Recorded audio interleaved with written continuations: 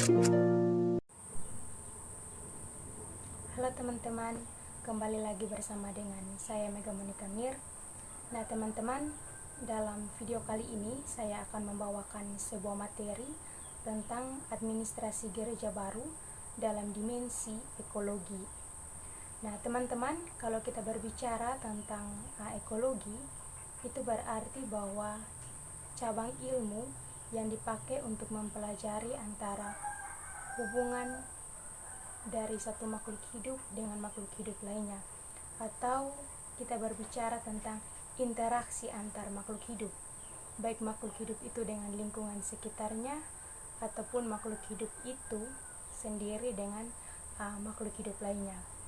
Nah, kalau kita berbicara tentang dimensi ekologi, itu berarti kita berbicara tentang hubungan atau interaksi kehidupan bergereja.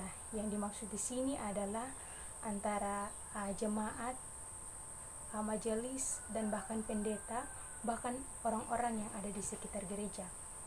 Sederhananya yaitu kita berbicara tentang kebersamaan dalam kehidupan bergereja yang dilakukan secara bersama-sama untuk mencapai sebuah tujuan yang sudah menjadi kesepakatan bersama.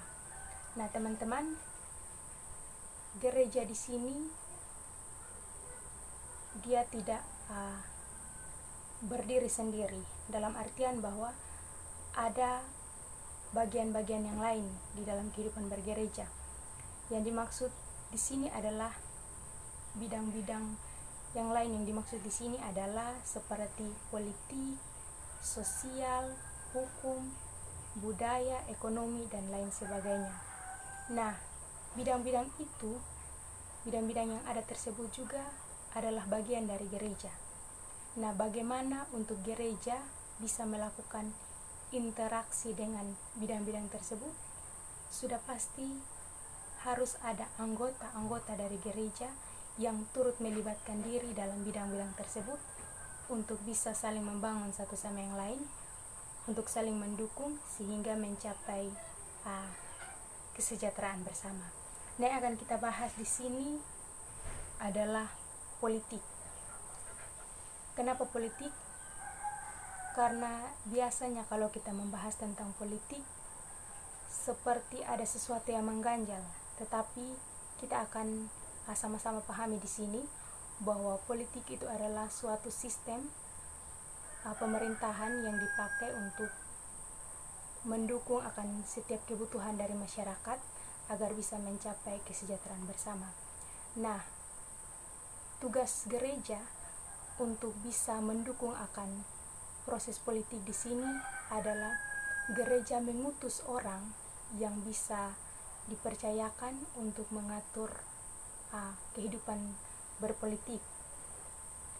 Dengan tanggung jawab yang diberikan oleh gereja, sudah pastinya orang yang dipilih itu akan menjalankannya dengan baik. Apalagi kalau dibekali dengan nasihat-nasihat, bahkan kekuatan melalui firman Tuhan, dan juga support yang baik. Maka orang yang diberikan tanggung jawab di dalam melakukan politik itu, ia akan bisa melakukannya dengan baik, sehingga bisa mencapai tujuan bersama yang saling menguntungkan untuk masyarakat umum, dan terlebih juga baik itu pihak gereja dan juga bidang politik itu sendiri. Nah, teman-teman, di sini kita harus pahami bahwa di era sekarang ini, di zaman sekarang ini, gereja juga harus mampu beradaptasi dengan perkembangan zaman yang ada. Artinya bahwa setiap hal yang terjadi saat ini, gereja juga harus mampu menyesuaikan diri. Gereja tidak harus tinggal diam, tetapi gereja juga harus mampu mengikuti perkembangan zaman yang ada. Misalnya saja melakukan akan pelayanan secara online, ibadah minggu secara online, ibadah-ibadah rumah tangga juga dilakukan secara online, sekolah minggu secara online, dan juga melakukan ibadah seperti pemahaman Alkitab itu juga dilakukan secara online. Nah, bagaimana agar gereja itu bisa melakukan semuanya itu dan bisa membagikannya kepada jemaatnya. Sudah pasti gereja harus menguasai akan setiap teknologi yang ada. Ketika gereja sudah menguasai semuanya, menguasai di sini artinya mempercayakan orang-orang yang memiliki kelebihan di bidang tersebut, bidang teknologi tersebut, untuk bisa mengatur akan jalannya pelayanan itu. Nah, jika gereja sudah menguasai teknologi tersebut, akan sangat mudah untuk mengajak masyarakat untuk bisa ada, mengajak jemaat untuk bisa ada, untuk bisa saling melakukan pelayanan. Jadi gereja melakukan pelayanannya dan jemaat juga menerimakan pelayanannya. Karena itu sebagai gereja harus mampu melihat akan perkembangan yang ada dan terus melakukan akan hal-hal yang baik dalam hal ini untuk terus menumbuhkan akan iman percaya dari jemaat.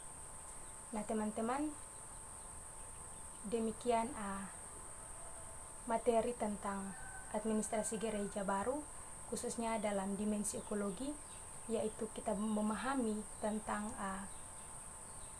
bagaimana hubungan interaksi gereja dengan masyarakat yang ada, terkhususnya dalam bidang-bidang yang sudah saya sebutkan tadi, terlebih bagaimana gereja dapat beradaptasi di masa sekarang ini untuk terus menumbuhkan iman percaya dari jemaatnya sendiri. Nah teman-teman, sekian video materi kali ini dan sampai jumpa untuk video-video selanjutnya. Shalom.